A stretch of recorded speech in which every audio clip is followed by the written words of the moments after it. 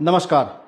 સદભાવના વૃદ્ધાશ્રમના 700 વડીલોમાંથી 350 વડીલો એવા છે મિત્રો, બીમાર, જીવાત પડી ગઈ હોય, કિડનીની બીમારી હોય, કેન્સરથી હોય, આંખો વહી ગઈ હોય એવા 350 માવતર અમારા ભગવાન સમાન વડીલો બિરાજમાન છે.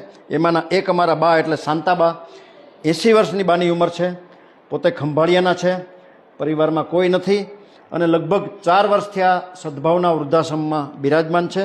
જોઈ લ્યો, પોતે આજનું બપોરનું ભોજન લઈ રહ્યા છે.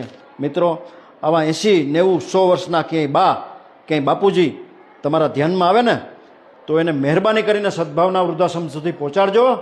કારણ એને રસોઈ કોણ કરી દેશે? એ બીમાર પડે તો એને હોસ્પિટલે કોણ લઈ જશે? એના કપડાં કોણ ધોઈ દેશે? કે રાત્રે પડી જાય ઊંઘમાં તો એને બેડ ઉપર કોણ સિવડાવશે? મિત્રો, પુણ્યનું કામ છે, ભગવાન જરૂરથી રાજી થશે. આ સંદેશો આખા દેશમાં પહોંચાડજો. મિત્રો, વિશેષ માહિતી માટે મોબાઈલ નંબર 8000028888. માવતરોની જ્યાં સેવા થઈ રહી છે એવા સદભાવના વૃદ્ધાશ્રમનો આ વિડીયો તમારા ગ્રુપમાં વારંવાર શેર કરવા આપ સૌને પ્રાર્થના. નમસ્કાર.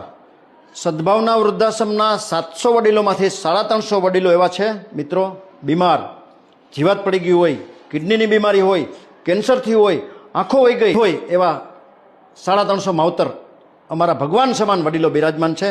એમાંના એક અમારા બા એટલે શાંતાબા, 80 વર્ષની બાની ઉંમર છે, પોતે ખંભાળિયાના છે, પરિવારમાં કોઈ નથી અને લગભગ 4 વર્ષથી આ સદભાવના વૃદ્ધાશ્રમમાં બિરાજમાન છે. જોઈ લ્યો, પોતે આજનું બપોરનું ભોજન લઈ રહ્યા છે. મિત્રો, આવા 80, 90, 100 વર્ષના ક્યાંય બા, ક્યાંય બાપુજી તમારા ધ્યાનમાં આવે ને તો એને મહેરબાની કરીને સદભાવના વૃદ્ધાશ્રમ સુધી પહોંચાડજો. કારણ એને રસોઈ કોણ કરી દેશે? એ બીમાર પડે તો એને હોસ્પિટલે કોણ લઈ જશે? એના કપડાં કોણ ધોઈ દેશે? કે રાત્રે પડી જાય ઊંઘમાં તો એને બેડ ઉપર કોણ સિવડાવશે? મિત્રો, પુણ્યનું કામ છે, ભગવાન જરૂરથી રાજી થશે. આ સંદેશો આખા દેશમાં પહોંચાડજો. મિત્રો, વિશેષ માહિતી માટે મોબાઈલ નંબર 8000028888.